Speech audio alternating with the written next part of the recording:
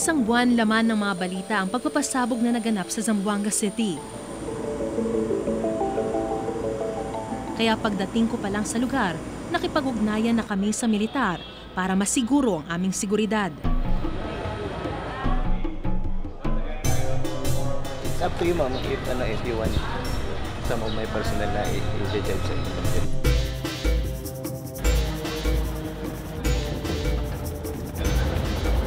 Pero sa gitna ng lugar na tila dinungisan at pinunit ng digmaan, may mga gumagawa ng unang hakbang para sa kapwa.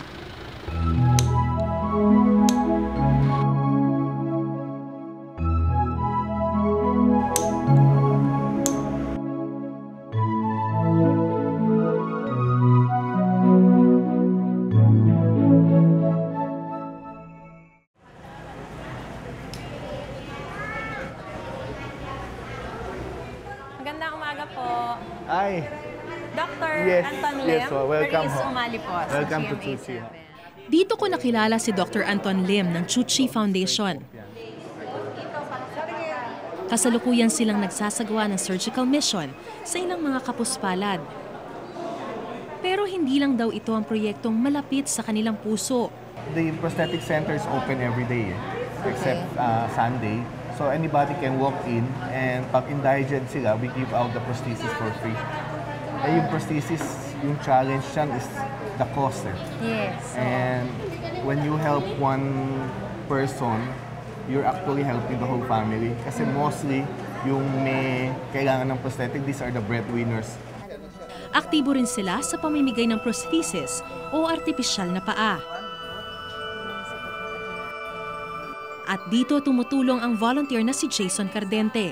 Maris Umali. Salatman sa material na yaman, ang lente ng kaniyang kamera ang ginagamit niyang armas para imulat ang mga mata ng mas may kaya. Paano nagsimula yung, kumbaga, advocacy mo para tumulong sa mga talagang nangangailangan? May picture ako noon kasi ma'am sa birthday.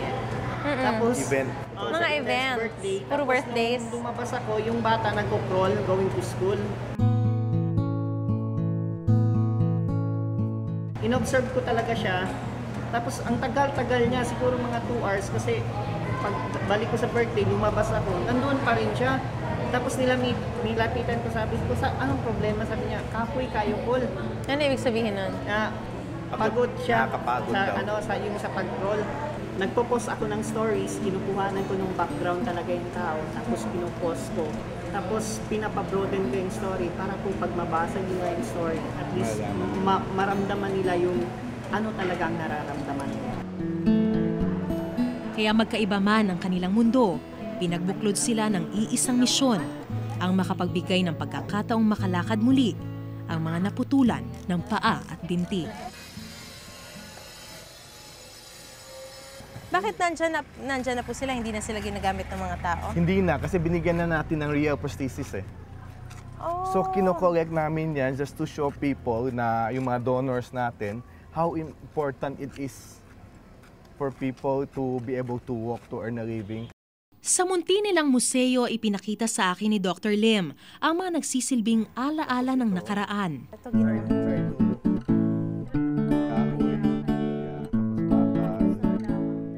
Ito kasi, ang istorya nito, nakita niya yung kaibigan niya na may prosthesis. Okay. But he cannot Yung afford tunay na yung tunay na prosthesis. So pinag-aralan lang niya, gumawa siya ng sarili niya. Galing ah. Galing, no? Pinoy na Pinoy. Namangha ako kung gaano sila kamalikhain. Kinuha lang to sa mga basurahan. So yun lang ang nakita niya. Tapos, ito yung mga sa furniture daw, na tinapon na furniture, ginawa niya pang... you guess, Pang-cushion. pang cushion. Ito, i-guess mo kung ano yan. Yung sa tubo? Hindi. Yung blade ng electric fan, Ano yan? ay yung mga inborn. Parang itatali kong Oo, ganyan. so hindi, ganyan. So you walk like this. Pagsuot pa lang, ang hirap. Oh, ang hirap na. Okay, so Oh, ganyan. so you walk, ganun siya nakalakad. Oh. Ito. Buo yan. So hindi niya to nasa straight kasi kailangan... Kasi mababa. Ganyan. So ganun. Ang hirap naman. Ang hirap na. So, talaga nasira yung Masisira. likod There mo. will come a time they will not be able to walk anymore kasi sira na yung likod mo. May iba mang pumipilit na makatayo sa dalawang paa, May mga tao rin palang ni minsan ay hindi pa ito nararanasan.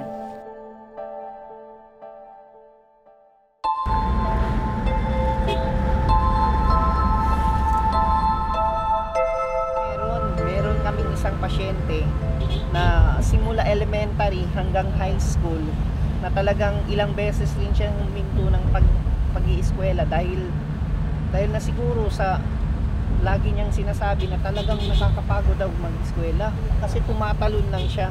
Kasi malayo. Isang oras papunta sa eskwelahan? Sa eskwelahan. Tumatalon siya for 1 hour? Opo, tumatalon siya. Marlon daw ang kaniyang pangalan at 18 taon na raw siyang nabubuhay na hindi pa nakatatayo sa 2 paa.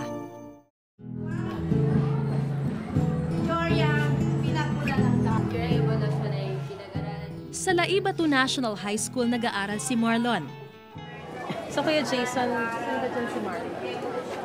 Eto po si Marlon, ma'am. Yung nasa unahan po. Siya pala ang naistulungan ni Jason. Magandang hapon. Ikaw si Marlon? Siya po si Marlon. Oo. Nalaman ko yung storya mo dahil kay Kuya Jason. Kumusta naman po ang performance ni Marlon sa eskwelahan?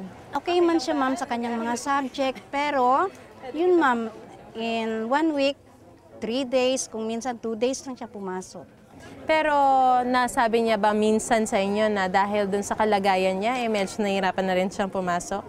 Ano, ma'am, parang nahihirapan siya kasi noong yung first year niya, nahihirapan talaga siya, ma'am. Kasi kung minsan bumabaha dito, hindi siya pumapasok kasi nahihirapan magtalon-talon dyan sa mga damo. Paalam sa lahat. Paalam na po, ma'am.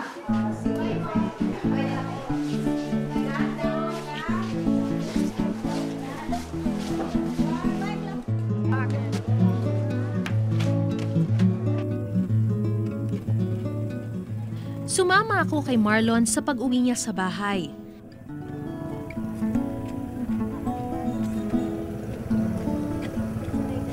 Dahil sa kalayuan, hindi nakagugulat na 2 oras siyang inaabot sa lansangan. Hindi mo inisip na magkaroon ng crunches? Ha? Nag-try nga ako doon sa Sumbuanga yung barkada ko yung 2. May sungkon naman yon. Anong nangyari nung sinubukan mo? Nadapa ako. Nadapa ka? Oo, ba't ka nabuwal? Masakit dito sa Sa kilikili ko. kilikili? Po.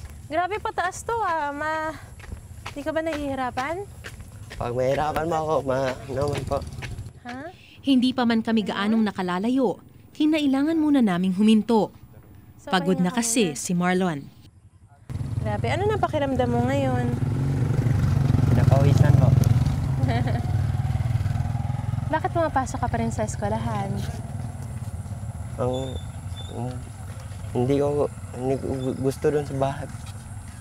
Dahil, Wala ka natututunan doon. opo, Ano nangyari? Nalaman kong ipinanganak pala si Marlon na hindi buo ang kanang paa at binti. Okay ka na ba ulit lumarga? opo.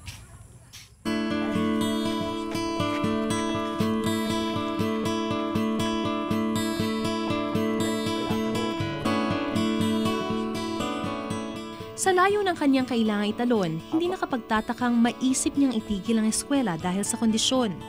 Pero ipinagpatuloy niya ito para sa isang munting pangarap. Ano ba pangarap mo? Seaman po. Seaman. Pero second year high school ka na ngayon. Opo. So pagkatapos mo niyan, itutuloy mo? Magsisiman ka? Opo.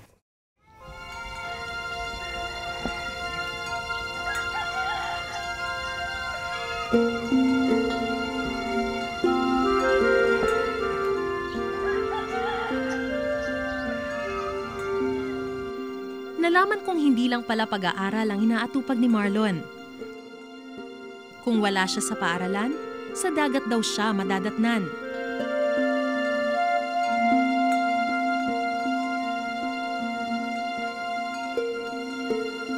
Nung tumigil po siya, anong ginagawa niya para matulungan kayo? Isda. Ang huli ng kalimangan. Siya po ba may gustong bumalik sa pag-aaral o hinikayat niyo na, Ay, siya sinabi lang. niyo na Siya lang. mag-aral siya? Siya lang mag-aral. Bakit po? Anong sabi daw niya? Ay, ganda daw mag-eskwela. Parang makikita daw siya trabaho kung malalaki. Makatulong nanay niya, tatay. Maging ang ate ni Marlon na si Marichu, purong papuri ang nasasambit sa mahal na kapatid. Nasasaktan nga raw siya sa tuwing tinutukso ang kanilang bunso. Sobrang sakit talaga. Kasi mahal ko yung kapatid ko, ayaw ko yung sinasabihan na ganun. Kasi alam na nila yung sitwasyon, dapat hindi na nila sinasabi na ganun. Pero hindi raw sa lahat ng pagkakataon, sineseryoso nilang magkakapatid ang panunuksong ito. Masayahin po kahit kulang yung paa niya. So araw-araw, laging tumatawa, ganun, nanunukso, ganun. Itong nakalagay na to. Sino nagsulat nito? Pungkol si Marlon. Bale yung cousin ko. Ano ba Pungkol si Marlon? Putol si Putol Marlon. si Marlon. Opo.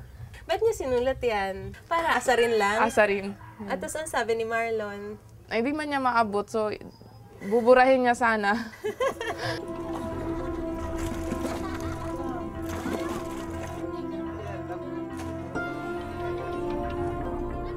Pero ang tinatawag nilang pungkol o putol, marami palang kayang gawin. Nakakalangoy pa nga siya.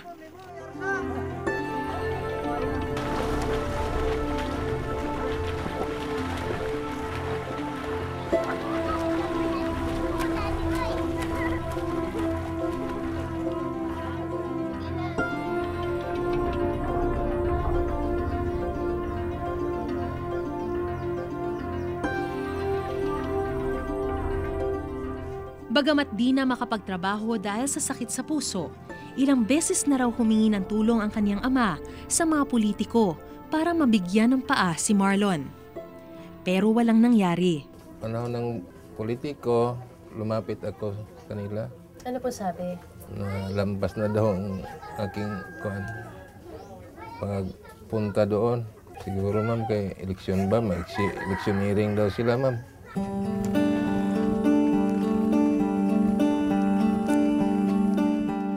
Nabiguman sa pangako ng mga politiko, hindi habang buhay kailangang tumalon-talon lang ni Marlon. Dahil may pag-asang matupad ni Marlon ang kanilang hiling ngayong Pasko.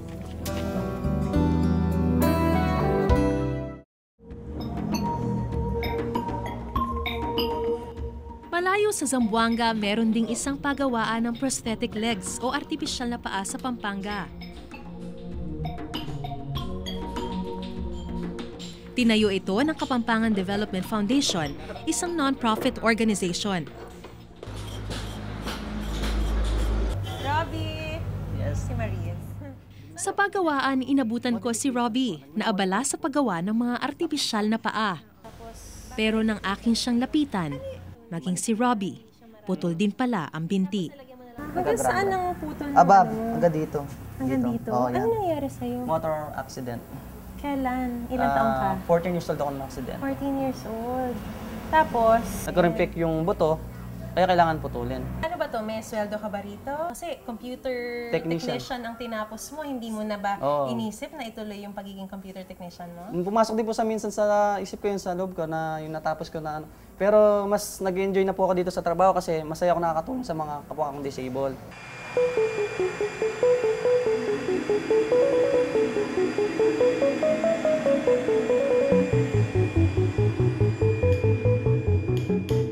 Sa kabila ng kapansanan, nakahanap si Robbie ng bagong kabuluhan sa buhay.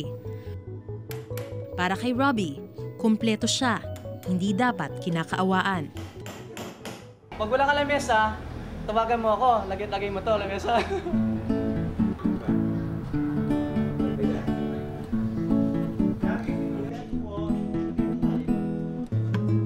$50,000 hanggang 70,000 pesos ang halaga ng isang artipisyal na paa kapag ito ay sa baba ng tuhod. Mula 120 hanggang 150,000 pesos naman kapag ang putol ay sa taas ng tuhod.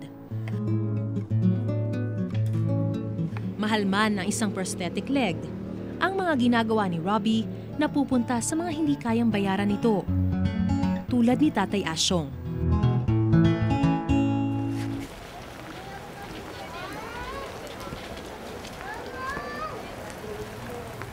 Magandang hapon. Nandiyan po si Tatay Asyong? Nandiyan po sa loob. Okay, pasok po ako Magandang hapon po. Ako po si Maris Umali. 10 taong gulang daw si Tatay Asyong nang mabago ang kanyang buhay.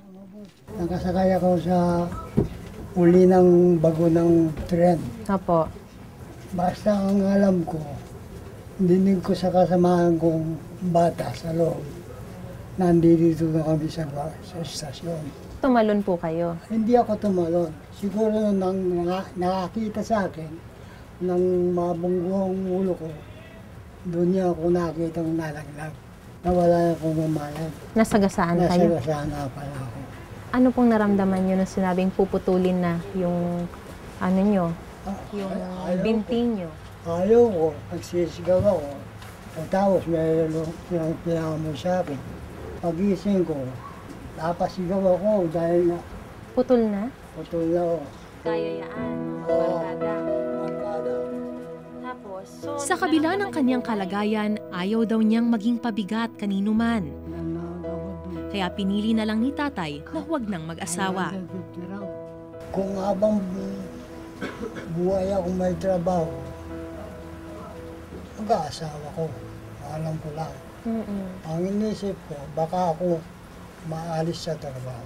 Dahil sa kapansanan nyo? Oo, kapansanan ko. Tayo, hindi ba kayo nagsisisi na hindi kayo nag-asawa, hindi kayo nagkapamilya? Ay, nagsisisi. Dahil? Dahil kapag may sakit ka, wala kang mautusan. Lalo na pag malamig, Bagamat iisa na lang ang paa, nakakatuwang nagtatabi pa rin si Tatay Asyong ng ilang pares ng sapatos. Sino pong gumawa nito? Ikaw lang? Si Tatay Asyong kasi gumawa na mismo ng sarili niyang artipisyal na paa. Ang kahoy, pinagawa niya sa pamangking nagtatrabaho sa pabrika. Tinahi naman niya ang pira-pirasong bulsa ng pantalon para magsilbing kutsyon. Parang bulbul yung tali. Paano yung natatali yun? Master ko na ito eh. At para hindi kumalas sa kanyang binti, gula-gulanit na panali ang gamit niya. Hindi ba masakit yan? Sanay na. 1968 pa niya ito unang kinuha sa isang trapal na ginamit sa lamay. Nakakalakad ba kayo ng maayos gamit yan? Oo, maayos naman. Kaya lang... Masakit? Masakit. Nung bata ba kayo, mahilig kayong sumayaw? Ay, sumasayaw ako. Hanggang sweet lang. Sweet lang? Parang tingin ko tayo, romantiko kayo eh, no? Sweet lang. Sumasawa. Kaya nyo pa? Oh. Oh, paano? Oh.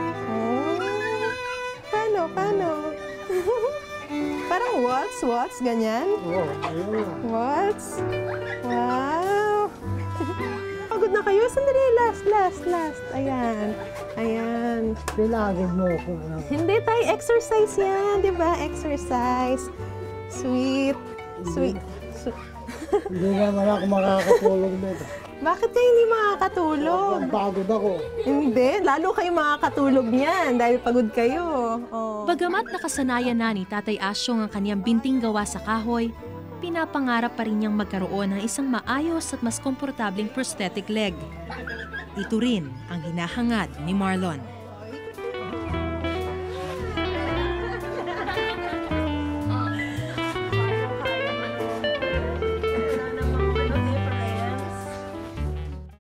Lalo na ngayon ng Pasko.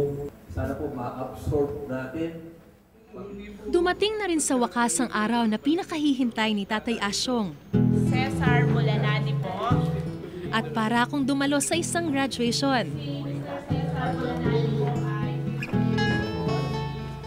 Pero imbes na mga diploma, prosthetic leg ang inabot sa mga tulad ni Tatay Asyong na naputulan ng binti at paa.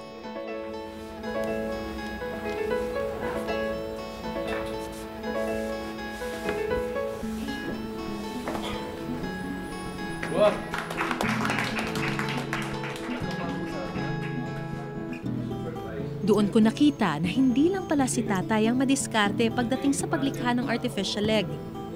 May isa sa kanila, PVC pipe na ang naging binti.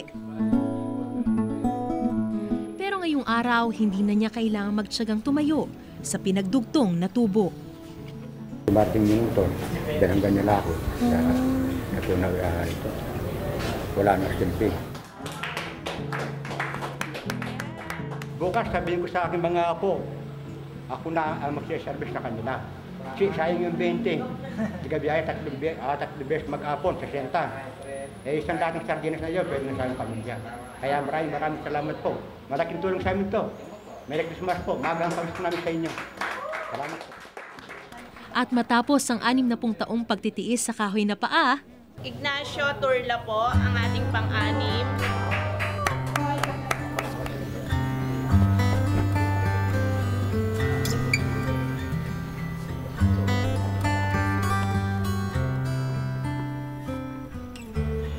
Hindi ko alam yung pakiramdam na wala pong paa, pero isa lang ang malinaw sa akin. Alam ko yung pakiramdam nila ngayon na nagagawin. Walang kapantay, yung kasiyahan na nararamdaman nila ngayon na magkakaroon na sila ng prosthesis o yung bagong paa. Tayo ng pakiramdam. Komportable po ba? Oo, komportable. Magaan? Oo, magaan. Mas anong pakiramdam nyo? Masaya ako. Bago yung paa mo. pero hindi lang si Tatay Asyong ang masayang uuwi ngayong Pasko.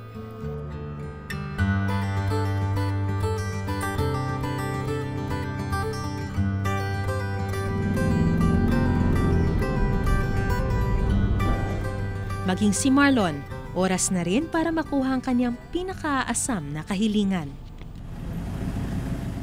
Pagdating ko sa prosthesis workshop ng Chuchi Foundation, hindi lang pala si Marlon ang nag-aabang ng kanyang bagong paa. Hello, kumusta, Eljan? Ano ba nangyari sa'yo? Bakit naputulan ka ng paa? Disgrasya po ako, ma'am.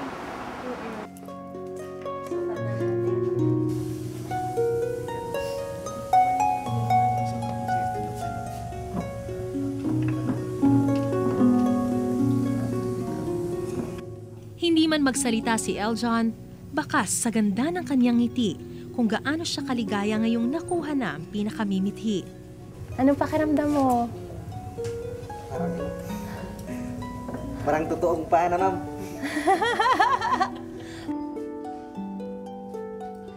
Si Marlon naman,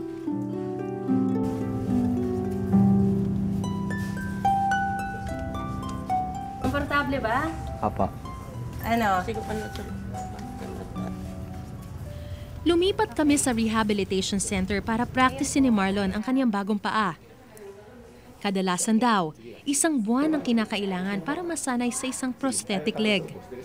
Pero si Marlon, sa loob lang ng 15 minuto. Naangat ka sa parking. Daan natin mo sa...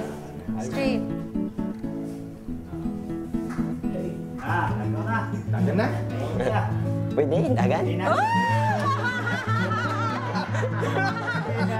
Pwede!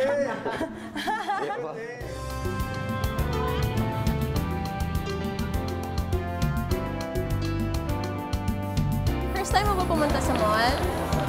First time? Dahil magpapasko na, Marlon, may regalo kami sa'yo. Okay? Mamili ka ng gusto mong pantalon para masusuot mo kapag may... Ngayon, may bago ka ng paa, ha? Ano? Kasyang-kasya ba? Wow! Halika dito tayo, sukat natin. Anong gusto mong kulay? Parang nalilito ka na. Etong si Marlon, never pa po siyang nagkakaroon ng pantalon sa buong buhay niya. Lagi lang siyang naka-shorts. Wow! Cool natin okay ba? Pose ka nga dyan.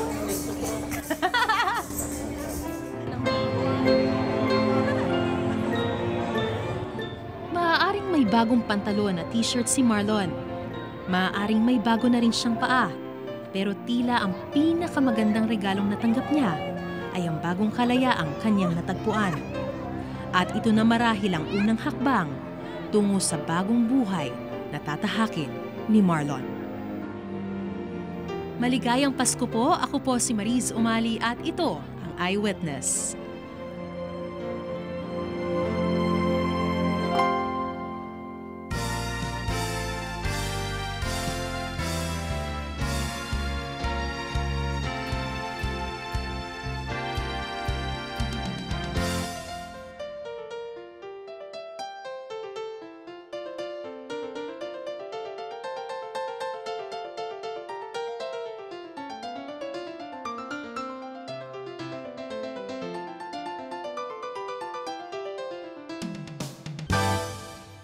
Maraming salamat sa pagtutok sa Eyewitness mga kapuso.